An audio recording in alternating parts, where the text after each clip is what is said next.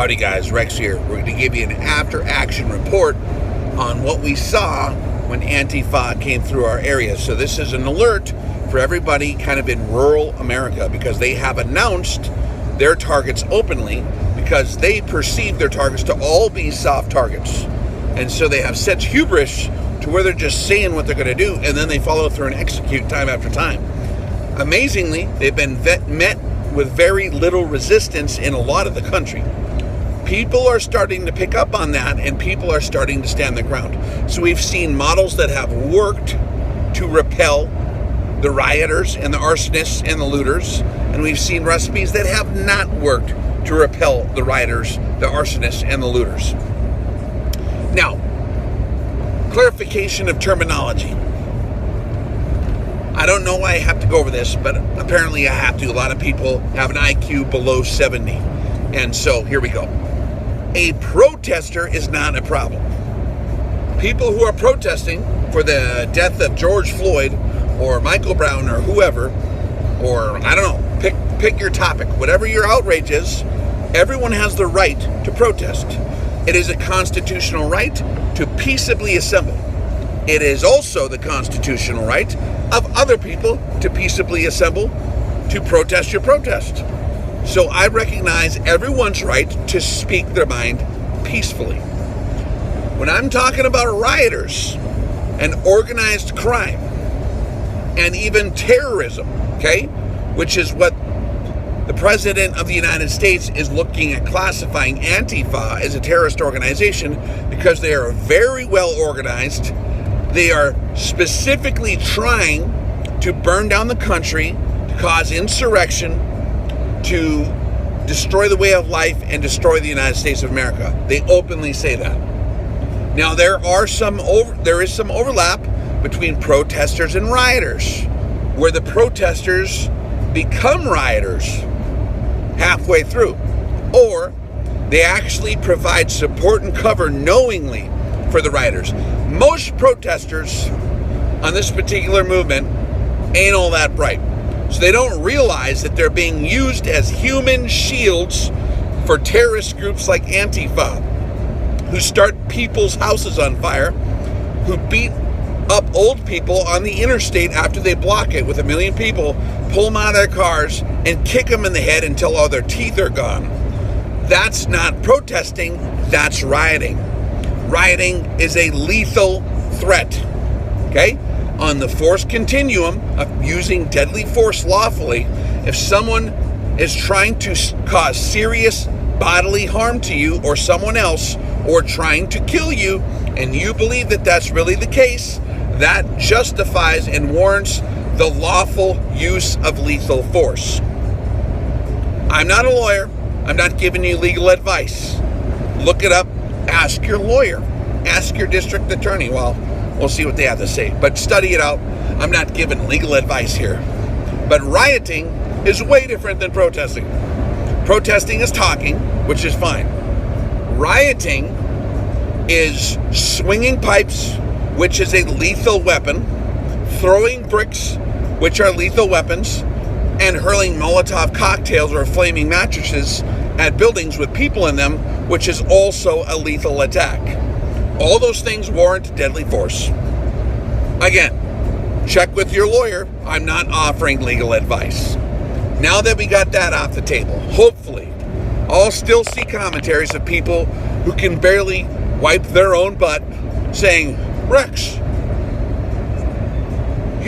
why would you want to harm protesters? I do not want to harm anybody, not even the rioters, let alone the protesters. So get those terms squared away. We are talking about rioters who are trying to kill you and burn your city to the ground. In very plain English, now we know what we're talking about. Here's how they work. What we've seen in the area here is it started in Minneapolis. It went to all the major cities in the country, and now they are moving, after they announced that they're moving, to rural communities to take what is theirs and cause maximum havoc and chaos and panic. Okay? That's what they are saying on their Craigslist ads to recruit and hire people. By the way, if you are a paid protester, to provide cover for a terrorist organization like Antifa, guess what? You're complicit and you're in the same boat as them. It's like Saddam Hussein putting little kids on anti-aircraft positions after he starts a war. It's unhonorable. And you're just as bad as them. So don't be a useful idiot in this fight. The way they operate, they will case the place with computers first. They'll look at it, they'll size it up, they'll see how many people live there, and they're working their way towards a lot of symbolic targets and symbolically actually taking out rural America to put the fear into the hearts and minds of good old rural America. And they perceived rural America to be a soft target. And in some cases it has been, because people were not equipped to understand the level of evil coming at them. And they did not prepare ahead of time to kick their ass out of their town peacefully before they could start some real stuff. Okay? So they will send scouts. Number one, they send a recon element. They case it, just like a criminal will. I saw it 3 or 4 days prior to them arriving at our town. So I was already kind of like, already kind of ready to roll. Like, okay, we started a communications network. We started planning ahead of time. You cannot plan the day they come. That's not enough time.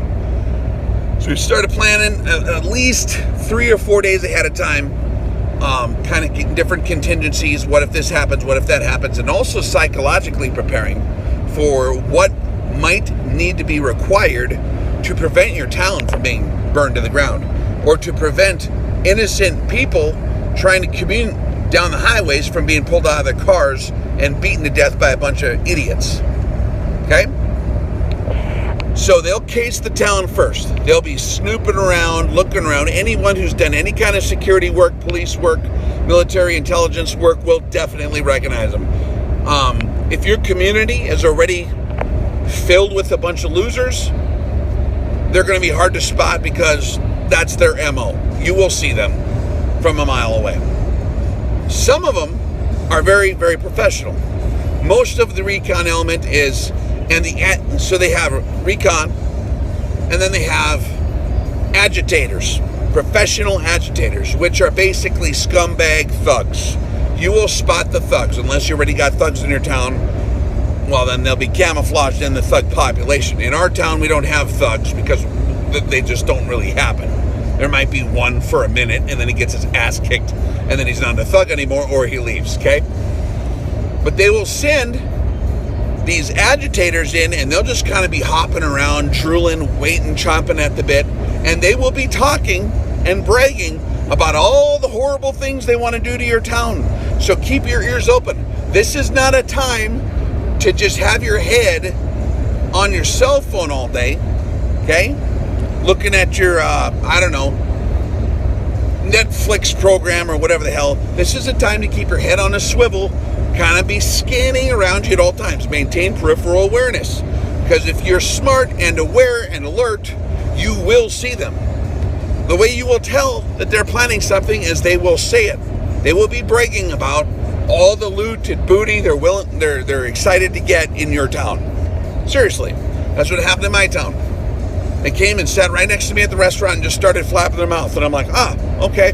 And so you find them, get pictures of their automobiles, their faces, their license plate numbers ahead of time, so that when you see them later, you can connect the dots and issue appropriate information and intelligence to your law enforcement agencies or whoever you need to get their ass corrected if they pull some bad stuff later. And so that's what we did, okay?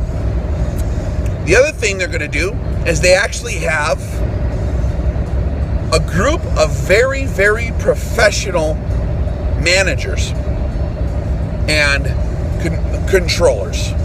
And they're going to be rolling around. These guys are a bit more sober. They're a bit more on point, on task. And they will be riding around during the protest looking for a soft target to take. Main Street, some kind of symbolic target, a neighborhood that looks real nice, does not appear to be defended all that well. nice areas that will look good on their Facebook pages and on the news and scare the hell out of everybody when they see it on fire. So they're going to be going for landmark type stuff, main drags, stuff like that, or even neighborhoods. But they're going to weigh it out with soft targets. They're scouts on motorcycles. They're scouts in rental cars, a lot of rental cars. And you'll see scouts with foreign or out-of-state plates. So that's going to be one way to recognize those guys just right off the bat. And so they'll be riding around, taking pictures, looking at things with binoculars, taking real diligent notes, and then just kind of riding around all over checking it out. And you will see them later when it comes down to it. And they'll propagate the message, what appears to be through some kind of sophisticated communication network, probably an encrypted cell phone app. Hey, everyone converge on this pin right now. And so you have to be able to and ready to outmaneuver them. So when they start to move on a point, you need enough people in your community to be squared away and know what the drill is. So create a community awareness with everybody. And there are certain elements of your community that you might not normally appreciate, like your hardcore Second Amendment guys, like your ridiculous over-the-top veterans who are looking for maybe a little bit of therapy, like maybe some of your angry local biker gangs, which live in your town, but keep it to a semi-copacetic level. So you need to utilize whatever help you can get of people who are not scared to confront this evil shit when it comes to your town. Okay? So you need to find men with balls, guns, and follow through. Okay? Then you need to outmaneuver them. They will, as soon as the protest gets underway, these guys will be scouting. You need to be on them. After the protests split up, they'll metastasize and spread out, or they'll move as a group, or they'll split into several groups. It depends on the situation. They're going to move out and find all these different areas to attack, and they communicate, and everyone all of a sudden shows up. So you have to be able to outmaneuver them. The second you see them even starting to assemble in an area, you need to make a polite, strong, deterring introduction. So you roll up and they say, hey guys, what's up? And you need to be ready, and you need to be psychologically prepared to have the follow-through required. They will read you if you're bullshitting them. If you come up all timid and nice, it ain't gonna work. These people only understand strength. That's it. Okay? So if you're not prepared to do that, find one of your buddies who is. Okay?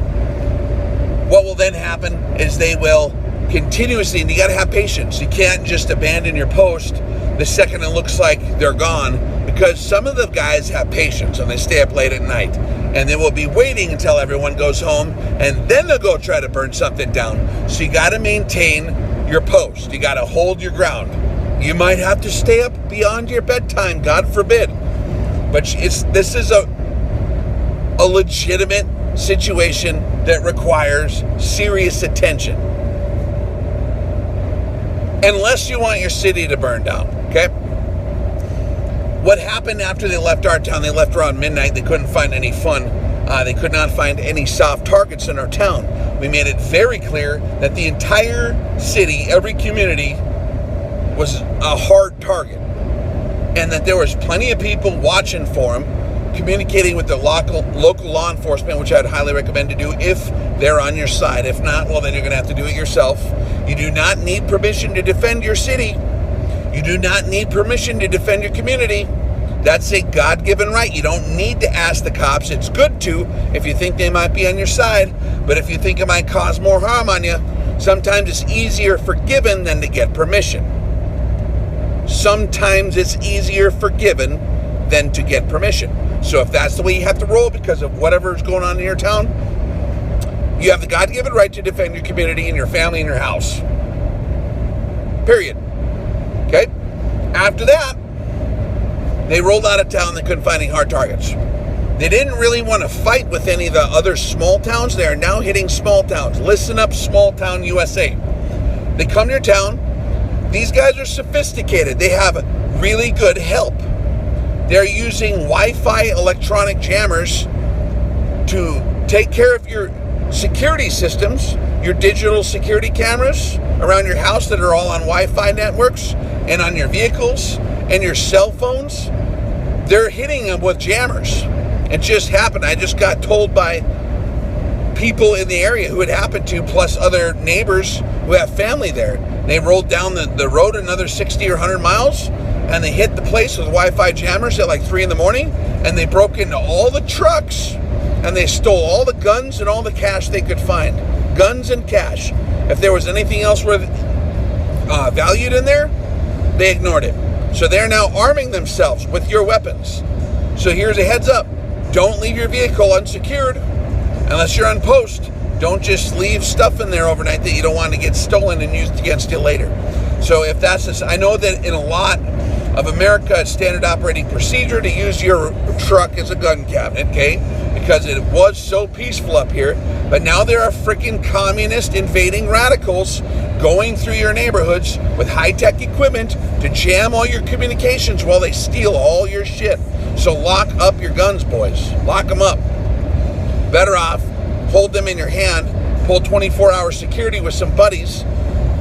Economic times are bad? Good. Perfect timing. That means that you and your buddies can get together and you can do rotating shifts, fire watch. You can keep one guy awake looking up and down the street. They see anything sketchy, they get on the horn, and they hit the panic button, and everyone shows up. So that's what I had to share with you guys. There's a lot more to it, but basically they send scouts. They like to be braggadocious about it. They fit the MO in most cases. There are a few of the controllers who are very well squared away. They're technically proficient, which means they have higher help. They seem to have good command structure. And actually, there's a bunch of U.S. generals that worked with Obama, and after he left, they're now being paid tremendous amounts of money to run this operation. This is a military operation. This is a military insurgency being paid for by foreign entities. So treat it like one. It's time to wake up. This ain't flat range time anymore. This is real shit. So you need to protect your communities. I don't care how small they are. The community I know they hit is like less than 1,000 people. And they hit it at night at 3 in the morning with high-tech electronic warfare, turning off all your stuff and stealing all your shit. So you need to keep your head on a swivel. You need to have old school security mechanisms in place. If you don't have an angry dog, maybe get one. If you don't have angry bikers, maybe go down to the bar and find a relationship with some of those guys. They will get on the same page. The Hells Angels are now working even with the Mongols, or whatever what do they call that guy? The Mongols? The different biker gangs are finding commonality here. They're like, wait a minute, we just like to party. These guys are trying to burn down our party area. So if you need to find allies to do that job that you don't want to do, I'm just saying, in reality, sometimes you gotta find people with common points to be peripheral support. Do they need to be in your inner circle? No, but they are more than happy to repel Antifa. Okay, does that make sense?